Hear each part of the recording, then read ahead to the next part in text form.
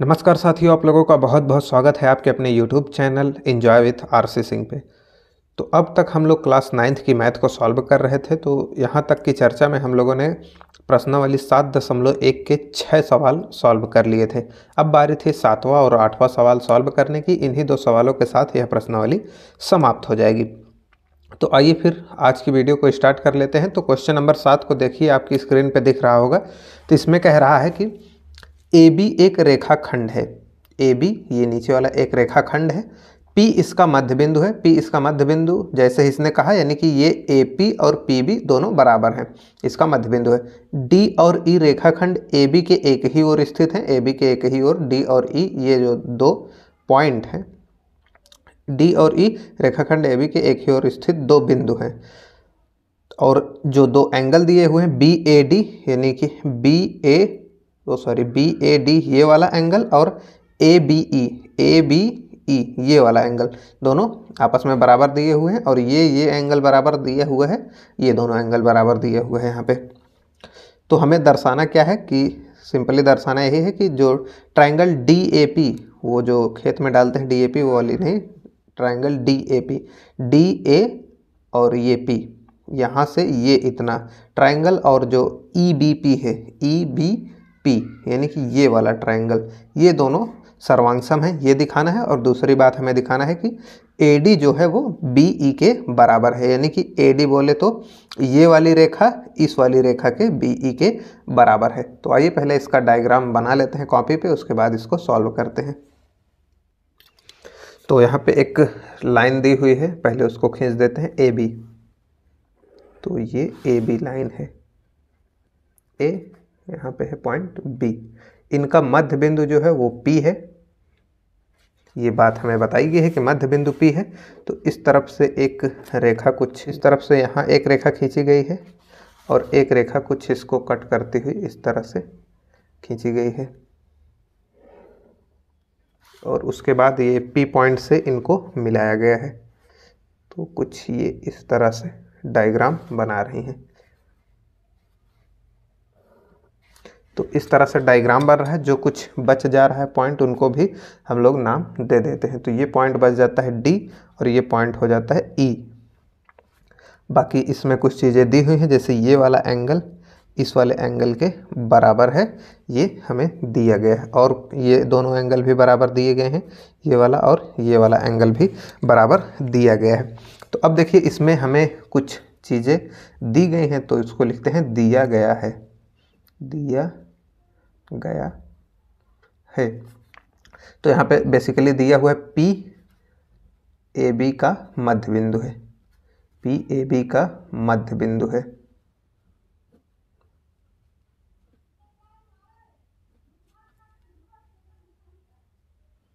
दूसरी बात की जाए तो जो एंगल दिया हुआ है D A P, angle D A P जो दिया हुआ है ये बराबर है किस वाले एंगल के, तो ई बी पी के।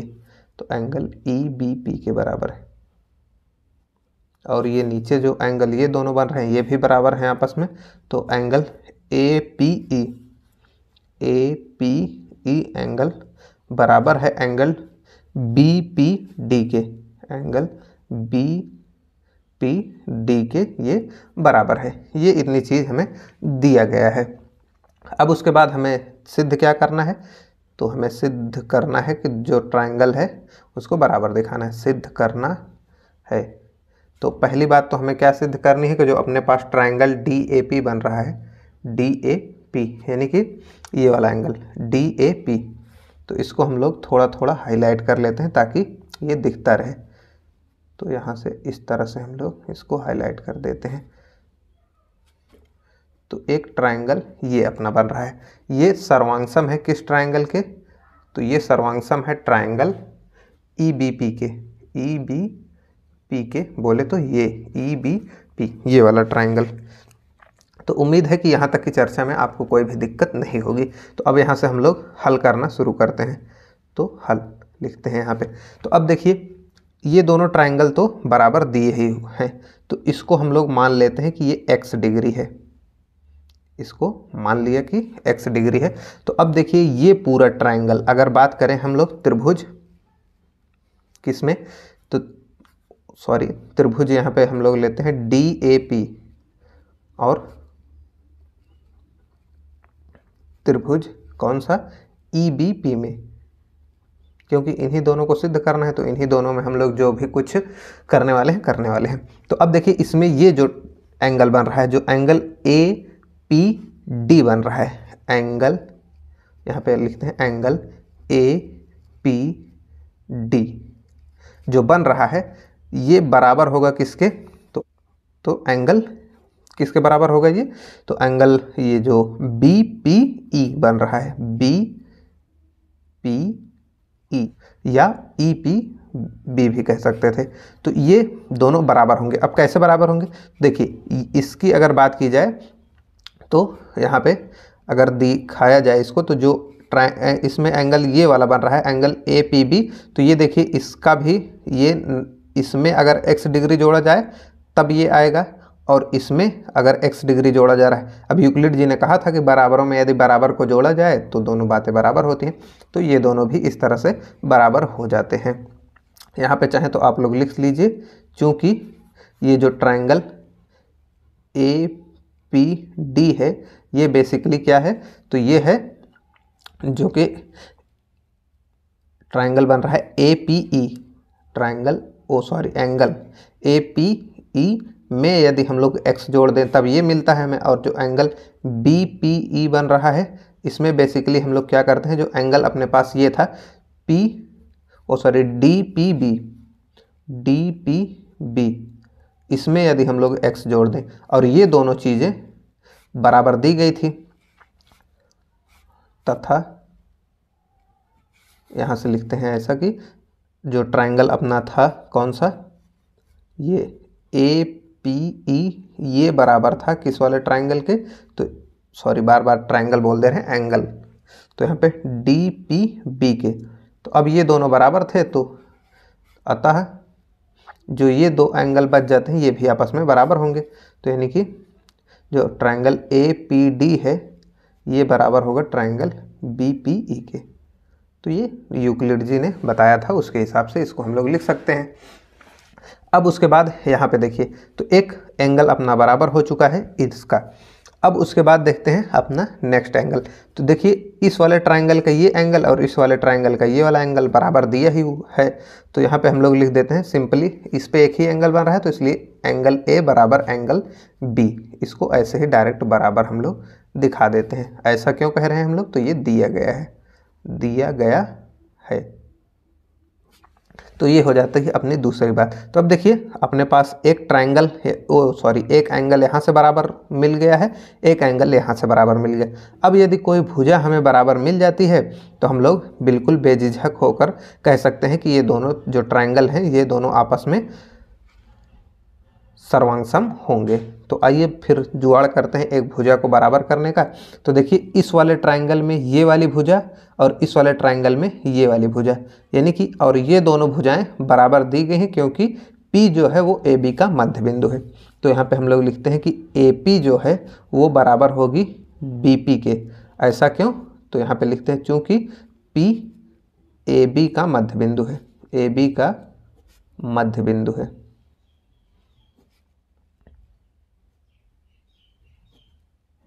तो इस वजह से ये बराबर हो गए।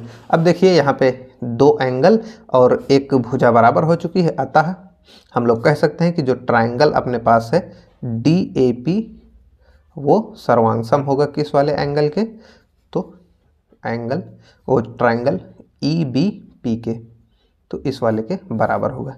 एक बात हमें ये सिद्ध करनी थी। अब बात करें दूसरी बात सिद्ध करने की, तो यहाँ पे शायद दूसरी बात लिखी नहीं गई। तो दूसरी बात हमें सिद्ध करने के लिए कह रहा था कि AD भुजा जो है वो हमें दिखाना है BE के। तो AD भुजा यानी कि ये वाली भुजा इसके बराबर दिखानी है। अब चूंकि ये ट्राइंगल जो है दोनों वो सर्वांगसम है, अतः हम लोग ये दूसरे कंडीशन वैसे भी कह सकते हैं। तो यहाँ पे हो जाएगा जो अपने पास भुजा AD है वो बराबर होगी BE की। ऐसा क्यों हो रहा है, चूँकि त्रिभुज, चूंकि सर्वांगसम त्रिभुज, ऐसा लिखिए, चूंकि सर्वांगसम त्रिभुज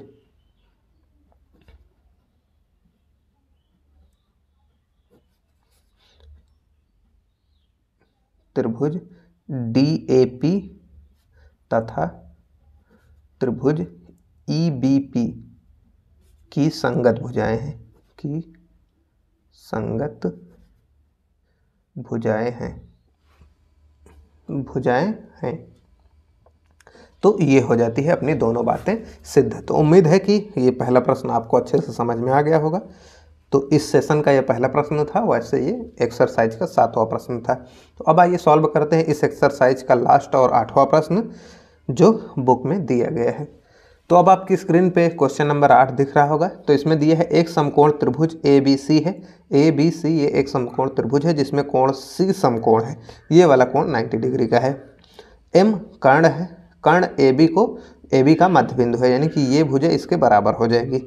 C को M से मिलाकर D तक इस प्रकार बढ़ाया जाता है कि C को मतलब इसको थोड़ा सा बढ़ा के D तक बढ़ाया जाता है और फिर B से इसको मिलाया जाता है। इस प्रकार मिलाया जाता है कि जो DM बन रही है और जो CM बन रही है, यानी कि ये दोनों बराबर है। ये जितनी बड़ी थी उतना ही इसको बढ़ाया गया। बिंदु D को बिंदु B से मिला दिया, तो बिंदु D को बिंदु B से मिला दिया जाता है। तो आकृति ऐसा इसमें देख सकते हैं आप।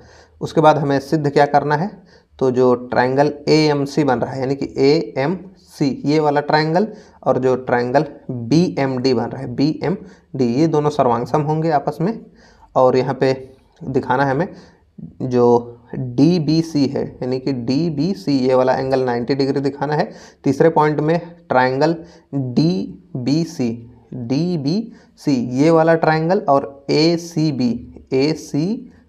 ये वाला पूरा ट्रायंगल हमें सर्वांगसम दिखाना है। और चौथे वाले पॉइंट में CM, यानी कि CM ये AB का हाफ है, ऐसा हमें दिखाना है।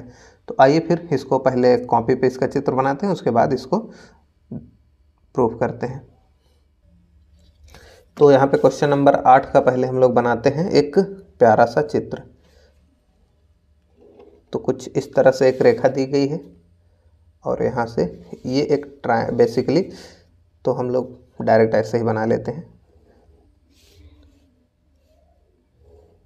तो ये एक कैसा त्रिभुज दिया हुआ है, तो ये एक समकोण त्रिभुज दिया हुआ है। तो इसमें जो इसका मिड पॉइंट है वहाँ से इसको ऐसा मिलाया गया है। तो ये पॉइंट M है और यहाँ पे नीचे पॉइंट जो दिए हुए हैं ये A पॉइंट है, ये C पॉइंट है, ये B पॉइंट है और ये D पॉइंट है। तो अब इसमें कुछ चीज़ें दी गई हैं हमें। तो क्या क्या दिया गया है, तो दिया गया है। तो अब देखिए ये M पॉइंट जो था AB का मिड पॉइंट था, तो इसलिए हम लोग कह सकते हैं कि AM बराबर BM दिया हुआ है। एक बात ये दी गई है। और देखिए क्या दिया गया है, तो यहाँ पे DM जो है भुजा DM MC के बराबर है। ये रहा अपना दूसरा पॉइंट जो हमें सवाल में ही दिया गया है। बाकी और तो कुछ नहीं लग रहा है दिया गया हो। तो अब इसमें ये जो पॉइंट C एंगल C था ये 90 डिग्री है, ये भी हमें दिया गया है। तो इतनी सी बात हमें दी गई है और सिद्ध क्या करना है, तो यहाँ पे लिखते हैं सिद्ध करना है। तो सिद्ध क्या करना है, फर्स्ट में तो सिद्ध करना है कि जो ट्रायंगल कौन कौन सा है, तो ट्रायंगल है अपने पास AMC ये सर्वांगसम होगा त्रिभुज किस वाले के, तो ये होगा BMD के, ट्रायंगल BMD। दूसरी बात करें तो हम लोग ये जो एंगल बन रहा है कौन सा, DBC ये समकोण होगा, समकोण है। और यहाँ पे तीसरा जो पॉइंट है तो ट्रायंगल जो अपने पास बन रहा है कौन सा, DBC यानी कि ये बड़ा वाला ट्रायंगल, और ये सर्वांगसम होगा किस वाले ट्रायंगल के, तो ये ट्रायंगल ACB के सर्वांगसम हो। और यहाँ पे चौथा पॉइंट हमें सिद्ध करने के लिए कह रहा है कि जो CM भुजा है वो 1/2 है AB की, यानी कि AB की हाफ है। तो इतनी चीज़ें हमें सिद्ध करनी है। तो यहाँ पे हल लिखना हम लोग प्रारंभ करते हैं। तो आइए अब देखते हैं। तो देखिए इसमें ये वाला पूरा कोण जो है वो 90 डिग्री दिया हुआ है। ये पहली बात हो गई। अब देखिए यहाँ पे कुछ चीज़ें बराबर दी गई हैं, तो देखिए AM ये वाली भुजा और ये वाली भुजा दोनों आपस में बराबर है BM। चूँकि ऐसा दिया हुआ है कह लीजिए, या कह लीजिए कि यहाँ पे लिख दीजिए चूँकि M AB का मध्य बिंदु है, AB का मध्य बिंदु है।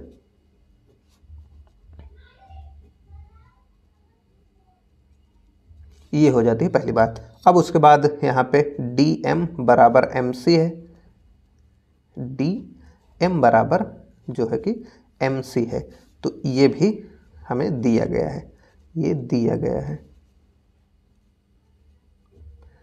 और ये दोनों एंगल की बात करें हम लोग तो ये वाले दोनों एंगल आपस में बराबर होंगे। क्यों होंगे? शीर्षाभिमुख एंगल हैं। तो यहाँ पे एंगल जो बन रहा है DMB ये बराबर होगा एंगल AMC के। ऐसा क्यों? तो शीर्षाभिमुख है, शीर्षाभिमुख कोण।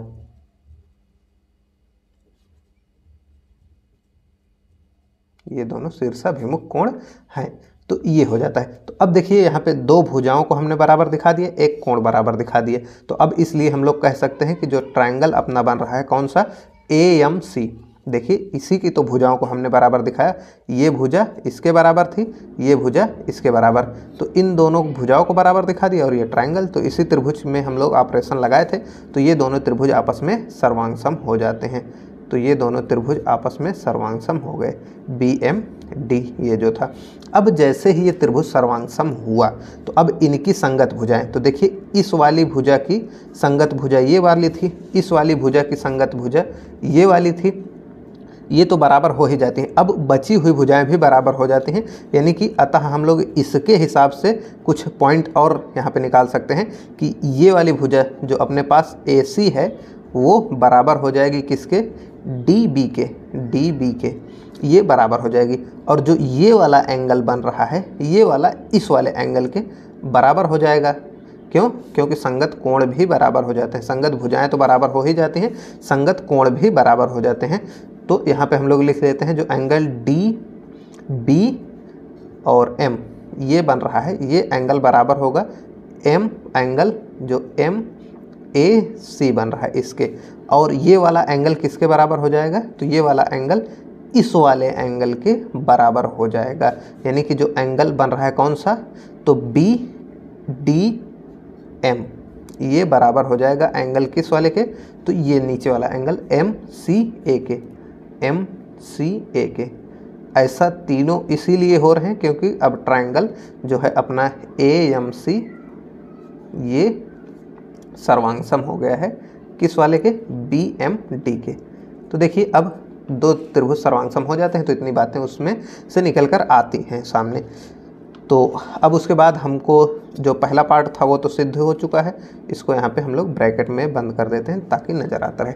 अब उसके बाद जो ट्रायंगल अपने पास जो एंगल है DBC, यानी कि DBC इस वाले को हमें 90 डिग्री दिखाना है। तो अब देखिए यदि हम लोग इन दोनों एंगल को ऐड कर दें तो हमारा 90 डिग्री आ जाना चाहिए। तो अब इसी कॉन्सेप्ट को हम लोग यहाँ पे यूज में लाते हैं कि इन दोनों कोणों का जो ये जो दोनों कोण बन है इनका 90 डिग्री हो जाएगा। तो अगर हम लोग इस एंगल की बात करें तो इस एंगल को हमें ज्ञात करने के लिए 90 में से यह वाला एंगल घटा देना चाहिए। तो यानी कि जो हमारा एंगल बन रहा है कौन सा है? BCM, इसको हमें ज्ञात करने के लिए क्या करना पड़ेगा? तो 90 डिग्री में से कौन सा एंगल घटा देना होगा? तो ये ऊपर वाला MCA, इस एंगल को हमें घटा देना होगा। और ये एंगल बराबर किसके है यहाँ से? तो यहाँ से ये एंगल BDM के बराबर है। तो हम लोग इसको यहाँ से रिप्लेस करते हैं, तो BCM यही एंगल 90 माइनस जो ट्रायंगल अपना एंगल है BDM इसके बराबर है। इतनी सी बात हो जाती है। तो अब देखिए यहाँ पे ट्रायंगल जो एंगल D बन रहा है, B बन रहा है और ये वाला जो एंगल बन रहा है, इन तीनों को अगर जोड़ दिया जाए तो इस ट्रायंगल के ये तीनों इंटीरियर एंगल है यानी कि अंतः कोण है, तो इनका योगफल 180 अंश आना चाहिए। यहाँ पे शायद दिख नहीं रहा है, तो यहाँ पे यदि इसको और इस वाले पूरे एंगल को और इसको, इन तीनों को अगर जोड़ दिया जाए तो ये 180 डिग्री आना चाहिए, क्योंकि ये एक ट्रायंगल बना रहा है और इनके तीनों अंतः कोण ये हैं, तो इनका योगफल 180 डिग्री आना चाहिए। तो अब इसी कॉन्सेप्ट को हम लोग करते हैं यूज।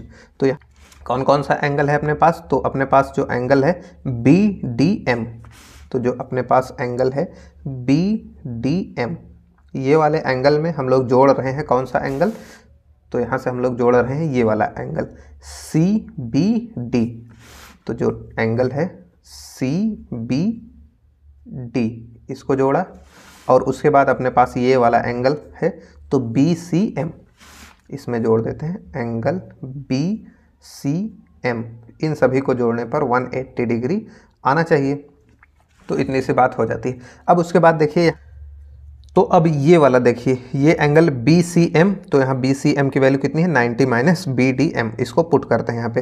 तो ये सब ऐसे ही एज इट इज रहा, और यहाँ से हम लोग इसको भी एज इट इज ही रखते हैं CBD, और इसकी जगह पे हम लोग यूज करते हैं 90 माइनस जो ट्रायंगल है कौन सा, एंगल BDM बराबर 180 आना चाहिए। अब देखिए BDM यहाँ भी है, BDM यहाँ भी है, तो ये दोनों कट जाते हैं।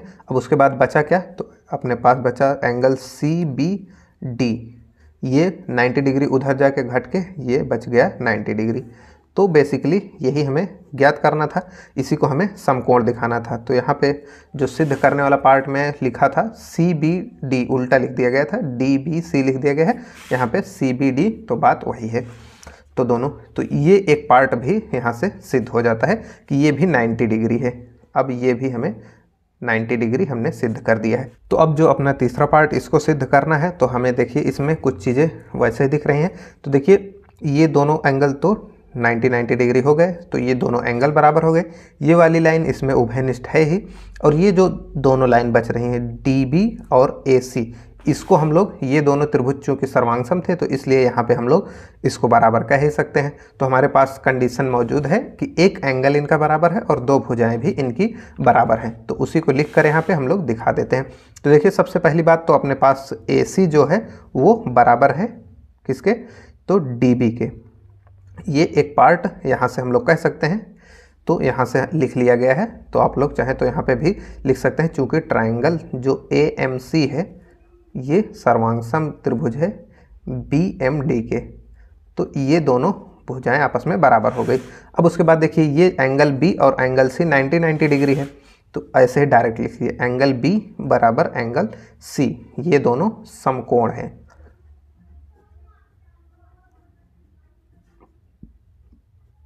और रही तीसरी बात, तो ये BC बराबर होगी CB के, क्योंकि ये उभयनिष्ठ भुजा है। तो BC बराबर होगी CB के, चूँकि उभयनिष्ठ भुजा है, उभयनिष्ठ भुजा है। अब इसके तीनों के आधार पे हम लोग कह सकते हैं कि जो अपना ट्रायंगल है कौन सा, DBC, ये सर्वांगसम त्रिभुज होगा किसके, तो जो ट्रायंगल है ACB के। तो ये हो जाता है अपना तीसरा पार्ट भी सिद्ध। तो एक त्रिभुज ये वाला, एक त्रिभुज ये वाला, तो ये दूसरा पार्ट भी सिद्ध हो जाता है। अब उसके बाद हमें सिद्ध क्या करना है, तो CM, यानी कि जो अपने पास भुजा CM दी हुई है, ये वाली भुजा इस वाली भुजा की आधी है, ऐसा हमें सिद्ध करना है। तो अब जैसे ही ये त्रिभुज दोनों सिद्ध हो जाते हैं, सर्वांगसम है ये वाला और ये वाला, तो इनकी संगत भुजाएं जो अपने पास बच जाती हैं क्या, तो यहाँ से हम लोग इसको एक पार्ट और लिख सकते हैं कि ये वाली भुजा जो है DC, ये बराबर होगी BA के। तो ये भुजा DC बराबर होगी किस वाले के, तो BA के। तो अब और यहाँ पे कुछ बात और दी गई थी, तो देखिए क्या दिया गया था, तो जो DM भुजा है वो MC, तो इसमें देखिए अगर हम लोग इसको छोड़ते हैं अभी, तो ये जो DC भुजा है, यहाँ पे शायद आपको नीचे दिख नहीं रहा, तो यहाँ पे जो DC भुजा है वो ये वाली भुजा है, DC ये है। तो अब इसमें DM और MC आपस में बराबर होंगे, ये पूरी भुजा आपस में अगर इन दोनों को जोड़ दिया जाए, यानी कि DM प्लस MC जोड़ दिया जाए, तो ये DC बन जाता है। तो इसी को हम लोग अलग अलग लिख देते हैं, तो DM प्लस MC इसको लिख देते हैं, और इस तरफ से हम लोग क्या लिख देते हैं, तो ये BA ऐसे ही है, इसको AB भी लिख सकते हैं, ये शायद आपको नीचे नहीं दिखा, तो DMMC इसको लिख दिया, और ये BA या AB है ही। अब देखिए यहाँ पे, तो अब ये जो DM है इसको हम लोग MC लिख सकते हैं यहाँ पे। अब ये जो DM है इसको हम लोग MC लिख सकते हैं, तो यहाँ पे हम लोग इसी को यहाँ पे लिखते हैं, थोड़ा नीचे जगह है नहीं, तो DM को MC लिख ही सकते हैं, प्लस MC एक यहाँ पहले से ही है, बराबर ये BA है, या इसको AB भी लिख सकते हैं। तो ये दोनों जुड़कर, तो देखिए यहाँ पे उत्तर मिलाने के लिए हम लोग इसको भी पलट देते हैं, तो इसको 2CM कर देते हैं और इसको AB कर देते हैं। अब ये 2 उधर जाएगा, तो यहाँ से क्या बच गया, CM बराबर 1/2 AB। तो इस तरह से ये अपना चौथा पॉइंट भी प्रूफ हो जाता है। तो इस तरह से इसमें 4 पॉइंट प्रूफ करने के लिए कहा गया था, तो चारों पॉइंट प्रूफ हो चुके हैं। तो इसी के साथ ये प्रश्नावली समाप्त हो जाती है। अगर वीडियो अच्छा लगा हो, सेशन पसंद आया हो, तो वीडियो को लाइक करके दोस्तों के साथ शेयर करना मत भूलिएगा। चैनल को सब्सक्राइब करके बेल आइकन को प्रेस कर लीजिए, जिससे कि जब भी नई वीडियो अपलोड की जाए तो उसका नोटिफिकेशन आपके पास पहुंच जाए। मिलते हैं नेक्स्ट वीडियो में, तब तक के लिए जय हिंद।